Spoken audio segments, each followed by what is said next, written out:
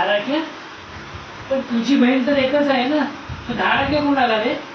बाकीचे राख्या आपल्या बिल्डिंगच्या मुलींकडून बांधून घेणार आहेत. एवढ्या राखी त्यांच्याकडनं बांधून घेणार?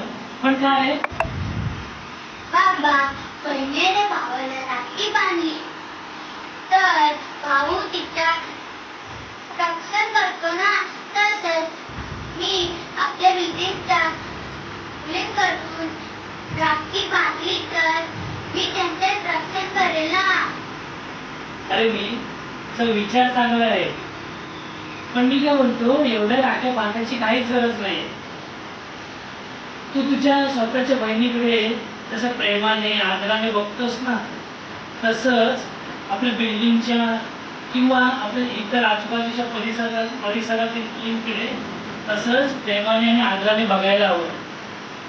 ओ बाबा, म्हणजे आपण प्रत्येका मुलींकडून राखी बांधली नाही तर आपण त्यांच्या रिस्पेक्ट करायला पाहिजे ना. ही आपली जबाबदारी आहे ना बाबा. बरोबर आहे. संस्कार घरातूनच सुरू होतात. जर प्रत्येक भावाने हा विचार केला ना, तर प्रत्येक स्त्रीला असुरक्षित वाटणार नाही.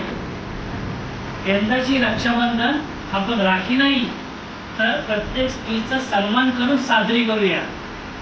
काय? हो बाबा.